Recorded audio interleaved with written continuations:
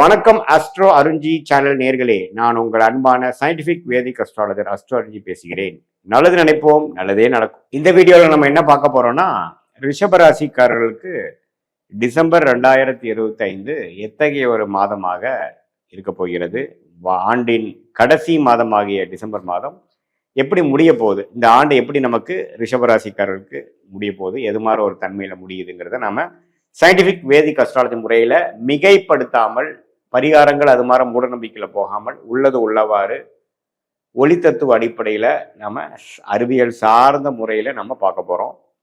இப்ப பாருங்க, ரிஷபராசிக்காரர்களுக்கு 2ஆம் இடத்துல குரு இருந்தவர் அதிவகரமாக கடகத்துல ஒரு டெம்பரரியா ஒரு 15, 20, 30 நாட்கள் கடகத்தில் இருந்தவர் டிசம்பர் ஒரு முதல் வாரத்துக்கு அப்புறம் மீண்டும் அவர் 2ஆம் இடம் என்று சொல்லப்படுகிற மிதுனத்துக்கு போறார்.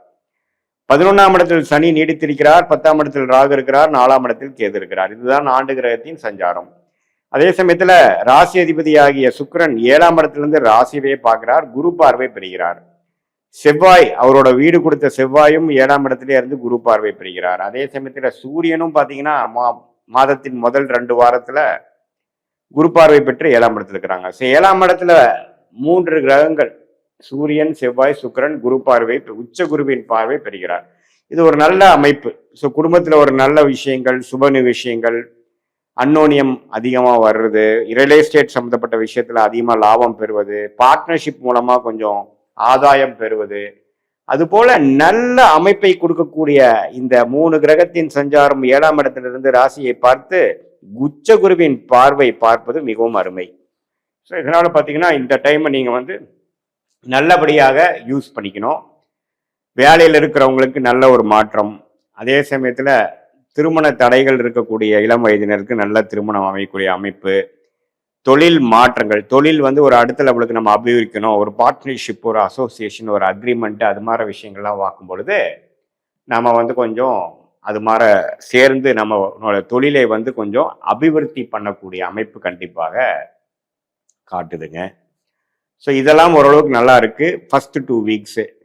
அதுக்கப்புறம் பார்த்தீங்கன்னா 8ஆம் இடத்துக்கு மாறுகிறார்கள் செவ்வாய், சுக்கிரன், சூரியன். அதுக்கப்புறம் பார்த்தீங்கன்னா குருவின் பார்வையும் கொஞ்சம் விலகுது. ஸோ அதுக்கப்புறம் பார்த்தீங்கன்னா கொஞ்சம் ஸ்லோவாக தான் போகிற மாதிரி இருக்குது. ஸோ எது செய்கிறதா இருந்தாலும் December first week and second வீக்கில் கொஞ்சம் கான்சன்ட்ரேட்டடாக நம்ம சில முக்கியமான காரியங்கள்லாம் செய்யும் பொழுது அற்புதமான பலன்கள் நாம் எதிர்பார்க்கலாம். மாணவ செல்வங்களுக்கு நல்ல ஒரு அமைப்பு. புதன் நட்பு வீட்டில் இருக்கிறார், குருவின் பார்வை பெறுகிறப்போ நல்லா பிரைட்டா படிக்கிறது, ஃபோக்கஸ்டா இருக்கிறது, காம்படிட்டிவ் எக்ஸாம்ஸ் கிளியர் பண்றதுக்கு வேணுங்கிற விஷயங்கள்லாம் கொஞ்சம் உத்வேகமாக செயல்படக்கூடிய அமைப்பு, கான்சென்ட்ரேட்டடா பண்ணக்கூடிய அமைப்புகள்லாம் கட்டாயம் உண்டு. புரியுதா? இது வரைக்கும் புரியாத விஷயங்கள்லாம் புரியக்கூடிய அமைப்புகள், ஸ்திரத்தன்மையோட எல்லாமே செய்யக்கூடிய அமைப்புகள் கட்டாயம் உண்டு. ஸோ நல்லா கிட்டத்தட்ட ஒரு 4 கிரகம் உச்ச குருவின் பார்வை பெறுவது ரொம்ப முக்கியம், ரொம்ப ஒரு அருமையான ஒரு விஷயம். ஸோ அதனால இளம் வயதியர், காலேஜுக்கு போயிட்டு இருக்கிறவங்க, கல்யாணம் எதிர்பார்த்துட்டு இருக்கிறவங்களுக்குலாம் நல்ல ஒரு வாய்ப்பு, ஒரு நல்ல ஒரு வேலை வாய்ப்பு கிடைக்கிறது, அவங்க கரியர் ஸ்டார்ட் ஆகிறது, நல்லாவே அவங்கவுங்களுடைய வாழ்க்கையில் அவங்கவுங்களுடைய வயசுக்கு ஏற்ற எதிர்பார்ப்புகள் பூர்த்தி ஆகக்கூடிய அமைப்புகள்லாம் அந்த முதல் 2 வாரம் கிடைக்கக்கூடிய அமைப்புகள் உண்டு. அதே சமயத்தில் சீனியர் சிட்டிசன்ஸும் பார்த்தீங்கன்னா ஓரளவுக்கு மாதத்தின் இறுதியில் தேர்ட் அண்ட் ஃபோர்த் வீக் என்று சொல்லப்படுகிற அந்த செகண்ட் ஹாஃப் பார்த்தீங்கன்னா கொஞ்சம் உடல் உபாதைகள், பிரச்சனைகள், திடீர்னு ஏதோ நம்ம ஸ்லிப் ஆகுறது, விழுகிறது, அது மாதிரி சில விஷயங்கள்லாம் வரக்கூடிய அமைப்பு இருக்கு. ஏன்னா செவ்வாய் எந்தவித சுபத்துவம் இல்லாமல் 7ஆம் இடத்திலிருந்து 8ஆம் இடம் போகிறது ஜாதகத்திலையும் கொஞ்சம் தப்பான தசாபுக்திகள் போயிட்டு இருக்கிறவங்களுக்கு கொஞ்சம் பாதிக்கக்கூடிய அமைப்பு கொஞ்சம் இருக்கு. ஸோ அதனால நீங்க கொஞ்சம் லாஸ்ட் 2 வீக்ஸ் கொஞ்சம் கேர்ஃபுல்லா இருக்கக்கூடிய அமைப்புகள், கோச்சார் அமைப்புகள் ரிஷப ராசிக்காரர்களுக்கு கொடுக்கத்தான் செய்கிறது. மற்றபடி பார்த்தீங்கன்னா ரியல் எஸ்டேட் துறையில் இருக்கிறவங்க, எலக்ட்ரிக்கல் எலக்ட்ரானிக்ஸ் துறையில் இருக்கிறவங்க, ஸ்போர்ட்ஸ் ரிலேட்டடான விஷயத்தில் இருக்கிறவங்களுக்கெல்லாம் நல்ல முன்னேற்றம் உள்ள ஒரு மாதமாக டிசம்பர் மாதம் கட்டாயம் உண்டு. அதே சமயத்தில் வெளிநாடு போகணும், ட்ராவல் பண்ணணும், ஹாலிடேஸில் நம்ம ட்ராவல் போகிறோம் அப்படின்னா தேர்ட் அண்ட் ஃபோர்த் வீக்கில் நல்லாவே அது போகக்கூடிய அமைப்புகள் இருக்குது. ட்ராவலிங் அப்போ கொஞ்சம் கேர்ஃபுல்லாக இருக்கணும். இரவு நேரம் ட்ராவல் பண்ணுறப்போ உங்களுடைய உடைமைகள்லாம் கொஞ்சம் கேர்ஃபுல்லாக வச்சுக்கக்கூடிய அமைப்புகள் தேவைப்படுகிறது. மற்றபடி சனியின் சஞ்சாரம் நல்லா இருக்கு, குருவின் சஞ்சாரம் நல்லா இருக்கு, பண வரவுகள் நல்லா இருக்கும், பிரச்சனைகள் இல்லை. எந்த அளவுக்கு செலவாகுதோ அந்த அளவுக்கு பண வரவுகளும் இருக்குங்கிறது நம்ம தெரிஞ்சுக்கணும்.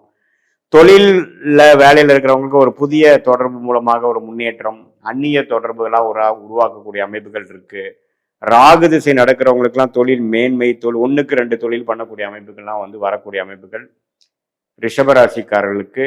அதுல ரோஹிணி நட்சத்திரம் பிறந்தவங்களா இருந்தாலும் சரி, மிருகஷீர நட்சத்திரம் முதல் 2 பாதத்துல பிறந்தவங்களா இருந்தாலும் சரி, கிருத்திகை நட்சத்திரம் 3 பாதங்கள் செகண்ட், தேர்ட், ஃபோர்த் பாதத்தை பிறந்தவங்கனாலும் சரி, ஓரளவுக்கு நல்ல பலன்கள் நிறைந்த ஒரு மாதமாக ரிஷபராசிக்காரர்களுக்கு இருக்குங்க. இதுல முதல் 2 வீக்ஸ் வந்து நல்லாவே நீங்க யூஸ் பண்ணி சில விஷயங்கள் வியாபாரத்தில் இருக்கிறவங்களுக்கு நல்ல ஒரு ஒப்பந்தம், நல்ல ஒரு கான்ட்ராக்ட், புதுசான ஒரு விஷயத்துல போய் அதில் போய் கொஞ்சம் starting point of a good thing to come, ஒரு பெரிய விஷயத்துக்கு வேணுங்கிற ஒரு ஸ்டார்டிங் பாயிண்ட் போடுற மாதிரி சில விஷயங்கள் நல்லபடியாக செய்யக்கூடிய அமைப்புகளாக இருக்கு.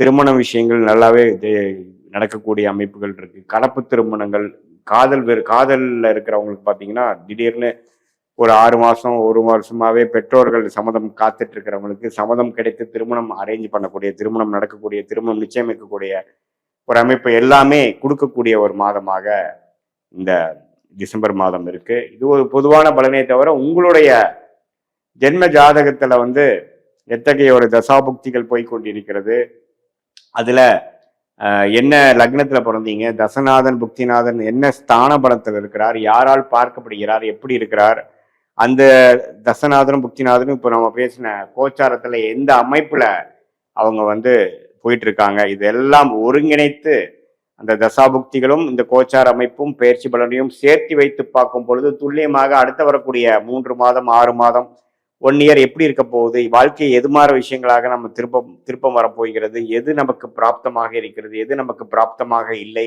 எந்த டைரக்ஷன் நம்ம லைஃப் போகுதுங்கிற மாதிரி சில முடிவுகளை நம்ம எடுத்து தேவையற்ற விஷயங்களை கழித்து நம்ம என்ன நமக்கு காட்டுதோ, நமக்கு என்ன தசைகள் போகுதோ, என்ன புக்திகள் போகுதோ, நம்ம கிரகங்கள் என்ன குறிக்காட்டுகிறதோ அதுக்கு தகுந்த ஒரு செயல்பாடுகளையும் திட்டங்களையும் தீட்டி அதுக்கு தகுந்த முயற்சிகளை அந்த டைரக்ஷன்ல நம்ம செய்யும் பொழுது எந்த மாதிரி துறையில வேலைக்கு போறது நல்லது, எந்த மாதிரி துறை நமக்கு ஃபார்ச்சுனேட்டா இருக்கு, எந்த படிப்பு நமக்கு உகந்ததா இருக்கு, எந்த நேரத்தில் நம்ம வீடு கட்டலாம், எந்த நேரத்தில் சொத்து வாங்கலாம், எந்த நேரத்தில் விற்கலாம், எந்த நேரத்தில் வெளிநாடு போகலாம், எந்த நேரத்தில் வியாபாரத்தை அபிவிருக்கலாம், எக்ஸ்பேண்ட் பண்ணலாம், அது மாதிரி விஷயங்கள் எல்லாம் ஜாதக பிரகாரம் உங்க லக்னத்துக்கு யோகமான தசாபுக்திகள் எப்படி போய்கொண்டு இருக்கிறது, இந்த கோச்சார தாக்கங்கள் எப்படி இருக்குதுங்கிறதெல்லாம் ஒருங்கிணைத்து நாம சயின்டிபிக் வேதிக் அஸ்ட்ராலஜி முறையில நாம வந்து எந்த விதத்திலும் பரிகாரங்கள் அது மாதிரி விஷயத்துக்கெல்லாம் போகாமல் மிகைப்படுத்தாமல் உள்ளது உள்ளமாறு பார்க்கும் பொழுது கண்டிப்பாக